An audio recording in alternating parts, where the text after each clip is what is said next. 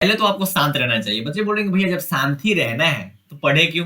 पहले बोल रहे हो शांत रहे, फिर बोल रहे हो पढ़ने के लिए, तो ध्यान से सुनो भाई, थोड़ा बहुत पढ़ना भी है जिंदगी में, थोड़ा अच्छा काम कर लिया करो, ठीक है।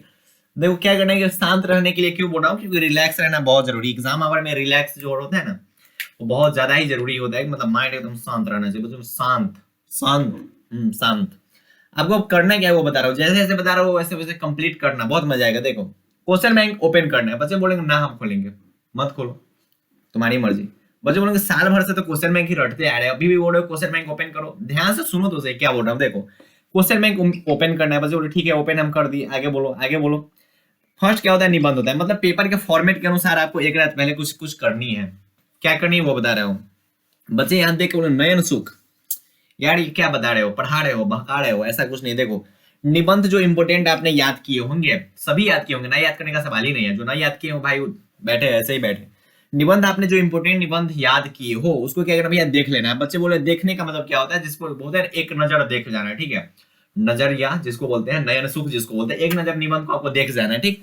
उसके बाद कोशिश करना है कि एक निबंध लिख के देख ले। निबंध के फॉर्मेट में थोड़ा ध्यान देना है, एक निबंध लिख लेना। मतलब ऐसा नहीं कि आप 10 याद किए हो तो 10 को लिख लेना, ऐसा कुछ नहीं है। ऐसे हमें नहीं लगता हिंदी में कोई निबंध याद करते हैं, निबंध पढ़ा जाता है हिंदी में, तो उसको क्या करना है, देख लेना है, देख लेना है। उसके बाद एक निबंध को लिखना है। बच्चे बोलो क्यों लिखूंगा, क्योंकि आपका अगर कल एग्जाम होने वाला है ना, तो एग्जाम हॉल में आपको ये चीज रियलाइज होना चाहिए कि हाँ कल रात को तो हम पढ़ के आए हैं, कल रात में तो हम पढ़े हैं। इसलिए मैं बोल रहा हूँ कि आप क्या करो भैया, देख के आना, ठीक है, और लिख के आना। उसके बाद क्या होता है, निबंध के बाद व्याख्या आता है।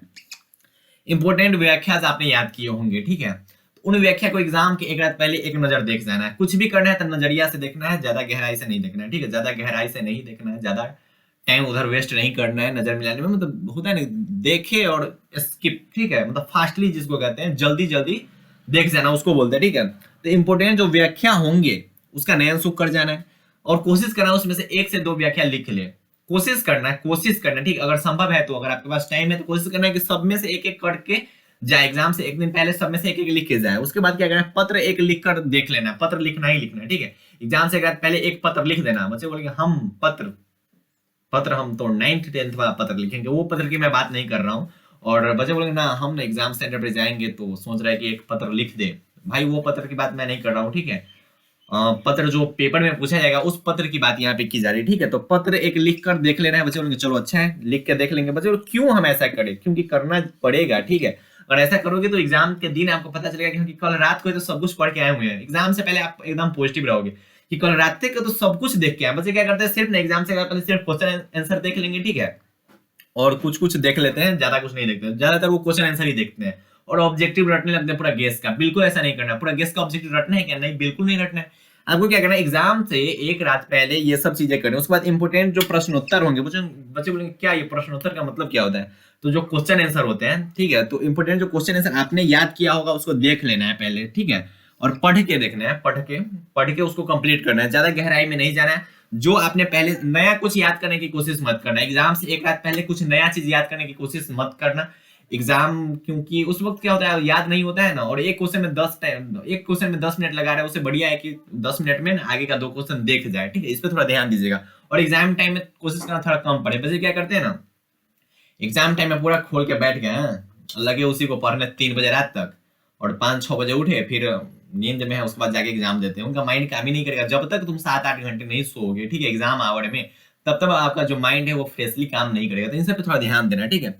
उसके बाद इंपोर्टेंट जो प्रश्न उत्तर है उसे देख लेना, ठीक है। उसके बाद जो संक्षेपण है, संक्षेपण कैसे करना है, मतलब एग्जाम से एक रात पहले ना एग्जाम का पूरा तैयारी हो जाना चाहिए। जैसे होता है ना कुछ युद्ध होने वाला रहता है, किसी पहले होता था वार वगैरह, तो उससे पहले ना एक रात पहले पूरा सब कुछ तैयार करके रखा जाता है कि सुबह होते ही, ठीक है, सुबह होते ही फायरिंग कर देना है, इस टाइप पे कुछ ध्यान दिया जाता है, ठीक है। तो उसी प्रकार आपको जो कल एग्जाम होने वाला है उसे एक रात पहले, कल जो एग्जाम होने वाला है उसे एक रात पहले सब कुछ तैयार करके रखना है, ठीक है, सब कुछ। उसके बाद कल जाके धुआंधार फायरिंग करना है। तो संक्षेपण क्या करना है भैया, संक्षेपण को देख लेना। बच्चे बोल रहे होंगे कि देखो इससे हमें फायदा क्या होगा, देखो फायदा क्या होता है वो बता रहा हूँ। एग्जाम से एक रात पहले अगर ये सब कुछ देख के जाओगे ना, तो एग्जाम हॉल में जब आपके हाथ में क्वेश्चन पेपर मिलेंगे, ठीक है, तो आपको सब कुछ पता होगा। बच्चे बोलेंगे देखो हुआ, देखने से पता चलेगा कल रात में तो निबंध पढ़ के आए थे, अभी निबंध हम लिख देंगे। कल रात में व्याख्या पढ़ के आए थे, अभी हम व्याख्या पूरा लिख देंगे।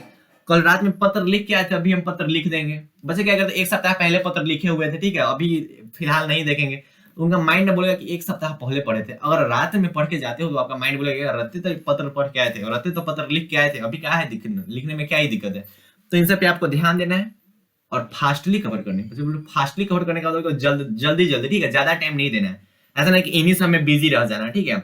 और सोना अच्छे ढंग से सोना, खाना थोड़ा डाइट मतलब क्या नॉर्मल खाना खाना, ठीक है।